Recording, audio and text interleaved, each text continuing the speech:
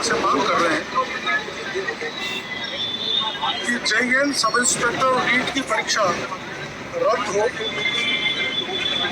क्योंकि उनके सबूत हमारे पास है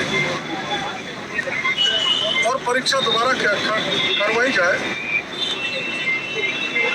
राज्य की जो एसओजी है उस पर छात्रों को भरोसा नहीं है,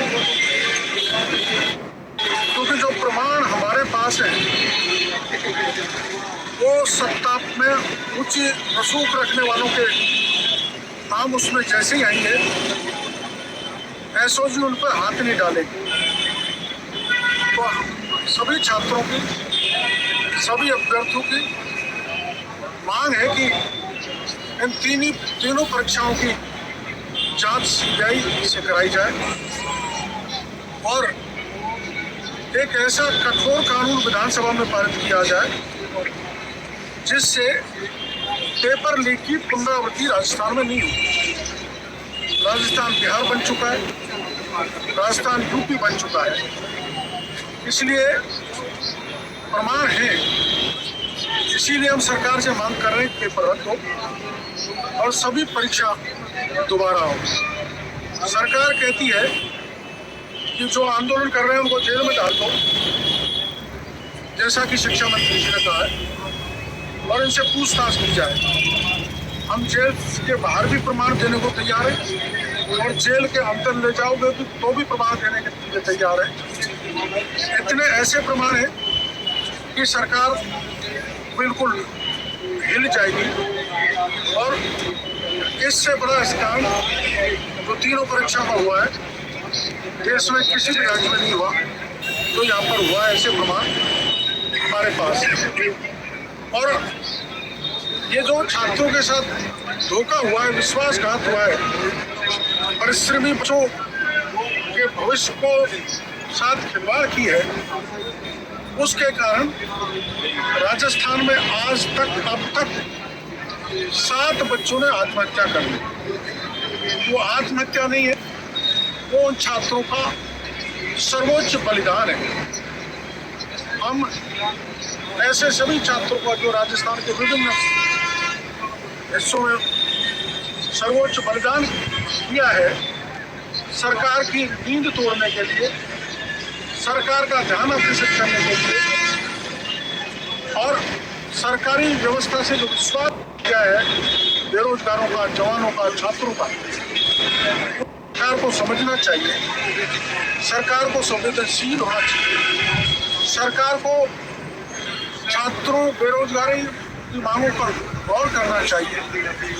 सरकार ने चुनाव से पहले ये भी घोषणा की थी कि अगर हम सत्ता में आए तो 3,500 रुपये महीने बेरोजगारी भत्ता देंगे, लेकिन 18 लाख रजिस्टर्ड बेरोजगारों में से मात्र 1,29,000 को ही बेरोजगारी भत्ता दिया जा रहा है। इतने राइडर लगा डाले।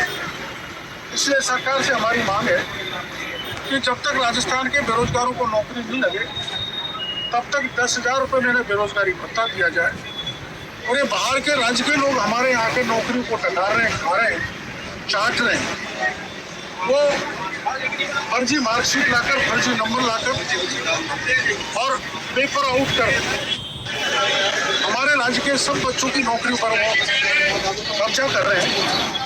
उनका आरक्षण 5% तक सीमित किया जाए ताकि राजस्थान के बेरोजगारों को पूरा हक मिल सके।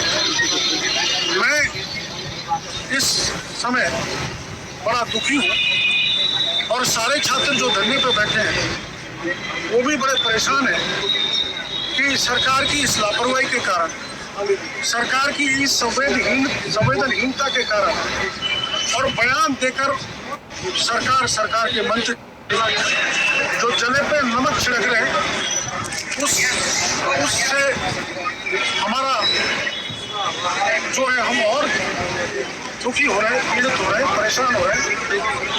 मैं सरकार को कहना चाहता हूँ कि सरकार ऐसे कोई बयानबाजी नहीं करे जिसके कारण छात्रों में, बेरोजगारों में आक्रोश फैले, संतोष फैले। ये मामला बहुत संवेदनशील है, इसलिए सरकार संभल के बयान दे, संभल के कार्रवाई करे, संभल के चिंता करके जो आंदोलनकारी छात्र हैं उनसे वार्तालाप करें। ऐसी वार्तालाप नहीं करे जो कल मुख्य सचिव ने की थी, जो कल 11 छात्र नेता गए थे, उनके साथ माननीय मुख्य सचिव ने क्रूर मजाक किया। सरकार को क्रूर मजाक छोड़कर संवेदनशील होकर छात्रों की इन मांगों पर गौर करना चाहिए।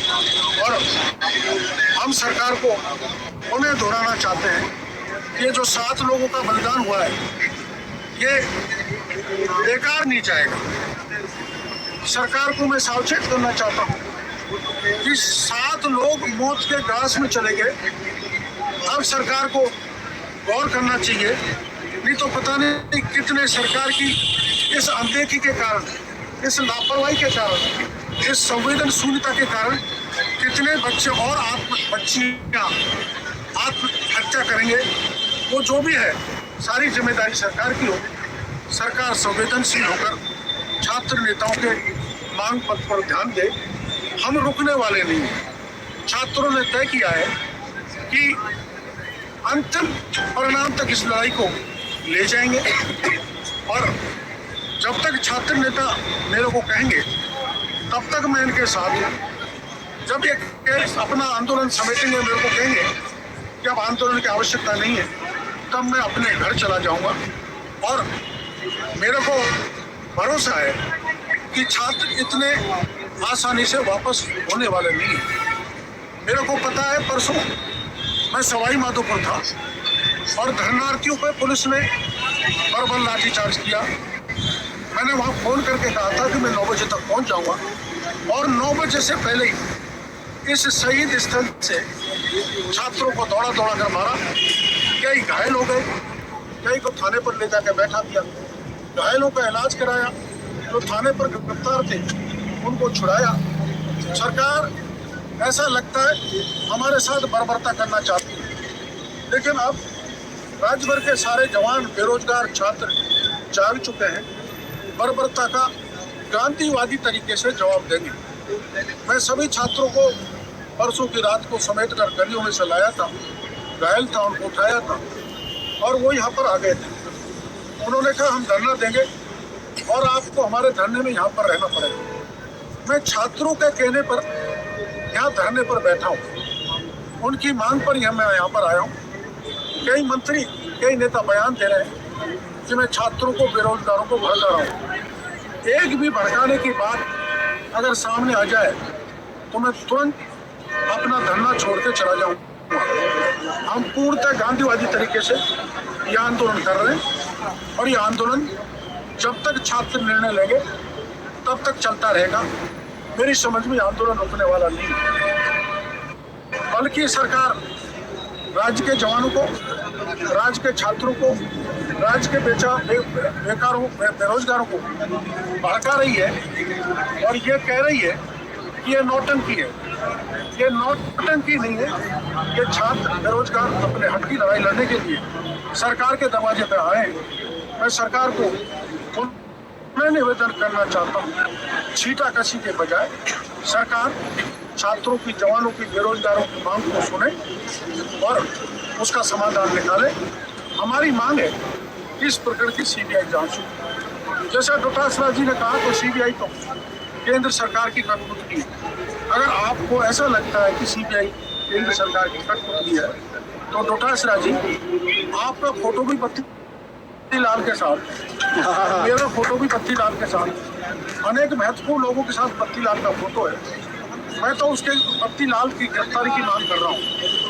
आप भी पत्तीलाल की गिरफ्तारी की मांग कर रहे हैं और केवल गिरफ्तारी से काम नहीं चलेगा, इसमें ऊंचे हाथ हैं। इसलिए जैसे मैंने सीबीआई की मांग की है, माननीय डोटासरा जी, आपसे मेरे मित्रवत संबंध है। आप मुख्यमंत्री जी से कहो इस पूरे प्रकरण की सीबीआई से जांच कराई जाए। आपका भी चेहरा साफ हो जाएगा और मेरा भी चेहरा साफ हो जाएगा, क्योंकि राजस्थान की जनता आपकी तरफ भी उंगली उठा रही है और मेरी तरफ भी उंगली उठा रही है। इसलिए छवि अपनी दोनों की बेदाग बनी रहे। इसलिए मैं मांग कर रहा हूँ कि आप पीसीसी के चीफ महत्वपूर्ण मंत्रालय के मंत्री हैं, हम मुख्यमंत्री जी को कहें और इसकी सीबीआई जांच कराएं, परीक्षा उन्हें कराएं और एक सख्त कठोर कानून राजस्थान की विधानसभा से पारित करें, जिससे इस ढंग के अपराधों को पुनरावृत्ति नहीं। मैं सभी बेरोजगारी से कहूंगा, जितने भी बच्चों ने आत्महत्या की है, छात्र छात्राओं ने, उनके लिए 2 मिनट का मौन रखें और उनकी आत्मा को भगवान शांति प्रदान करें। ये प्रार्थना परम पिता परमेश्वर से करें।